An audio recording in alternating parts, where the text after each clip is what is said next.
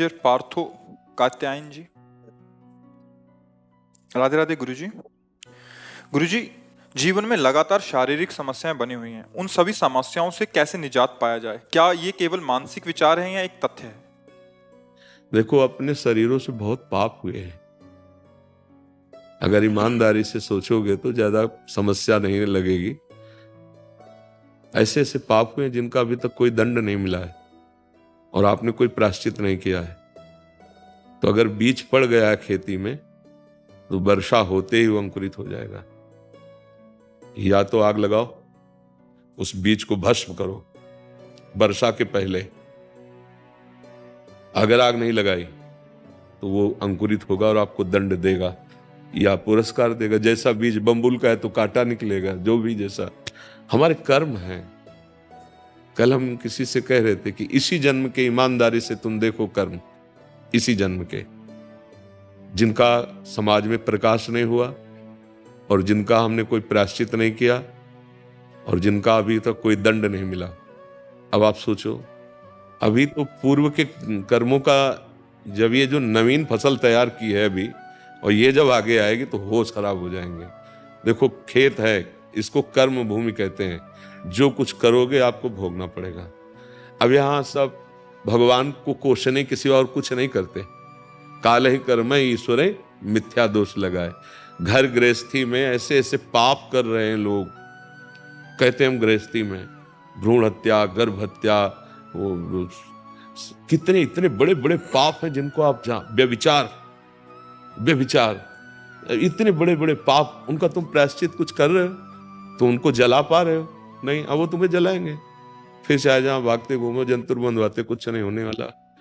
हाँ, अवश्य में भोक्तव्यम कृतम कर्म शुभाशुभम। भगवान ने आदेश किया था कि कह दो अस्वस्थामा मरो। युधिष्ठिर जी ने बुद्धि लगा दी कि अस्वस्थामा मरो, नरो या कुंजरो। बस झूठ के बोल गए। भगवान का केवल आदेश था कहो अस्वस्थामा मरो। तुमने ये कैसे कह दिया? तुम जानते हो हाथी मारा गया, फिर नरवा कुंजरो क्यों बोले? नरक दिखाया गया था। केवल इतनी बात के लिए, कुछ क्षण के लिए उन्हें नरक का दर्शन कराया गया था। हमारी आपकी दशा क्या होगी? दिन भर झूठ बोलते रहते हैं। एक पाप, कितने पाप आचरण है। मुझे लगता है कि अब मेरी समस्या का समाधान होने का समय है। भगवान का नाम जब अंदर ज्ञानाग्नि प्रकट कर देगा तो सब बीज भस्म हो जाएंगे। छोड़ो, ये शरीर तो जाएगा, आज नहीं तो कल जाएगा। हम लोग ये समझ नहीं पा रहे। जाएगा ना शरीर, पक्का ना। तो अब इसका जो विधान है उसको भोग लो और राधा राधा राधा राधा अच्छे कर्म करो। माता पिता की सेवा, समाज की सेवा, कोई बीमार है उसकी, ये कर्म तुम्हारे क्या करेंगे? उस कर्म को दबा के नष्ट कर देंगे।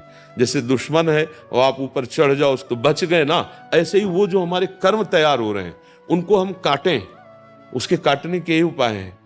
अभी कोई बुजुर्ग है, कोई सेवा करने वाला नहीं, आप उसको भोजन दे दिए, दवा दे दिए, उसकी सेवा कर दिए, तो ये जो तुम्हारा कर्म है भारी से भारी गलती को नष्ट कर देगा। पर हम लोग तो उल्टा करते हैं। अपने बुजुर्ग माता पिता का अपमान करते हैं। नई बहू मिली, रुपया पैसा कमाने योग्य बुद्धि हो गई, उनको अनाथालय छोड़ दिया या घर में ऐसे, तो फिर हमारे कर्म बिगड़ते चले जा रहे हैं।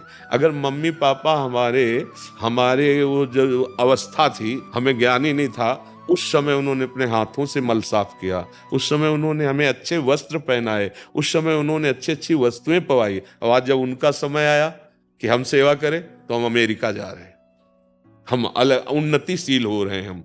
हमारे बूढ़े माता पिता हमारी याद में, असुविधा में वो रो रहे हैं और हम अपना बहू के साथ सुखी। तो ये कर्म तुम्हें सुख प्रदान करेंगे। समय आएगा तब ये जब फलीभूत होंगे तब तुम उसी दशा को पहुंच जाओगे। इसलिए हमको धैर्यवान बनना है। हमको भोगना तो पड़ेगा ही। पहला निश्चय समझो, भोगना पड़ेगा, क्योंकि भगवान कह रहे अवश्य में भोक्तव्यम।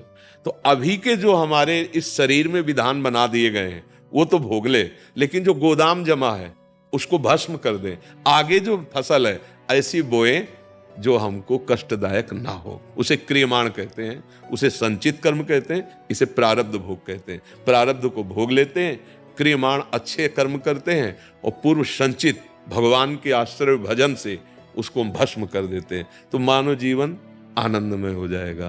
अब गंदे आचरण करे, गंदा व्यवहार करे, फिर सोचे हमें अच्छा परिणाम मिले, तो नहीं मिलेगा। अगर अच्छा मिल रहा है तो गर्व में मत हो, तुम्हारे पुण्य नष्ट हो रहे हैं। जिस दिन पुण्य खत्म हो जाएंगे उसी दिन तुम्हें असलियत में पता चल जाएगा जो तुमने किया उसका क्या है।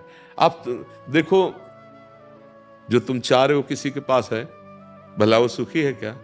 इसलिए विचार करना चाहिए। विचारवान मनुष्य ही उन्नति को प्राप्त होता है। आपके लिए इस समय चांस है। आप चाहो तो भगवान नारायण बन सकते हो, आप चाहो देवराज इंद्र बन सकते हो, आप चाहो भूत बन सकते हो, आप गंदी नाली के कीड़े भी बन सकते हो, सुअर कुत्ता भी बन सकते हो।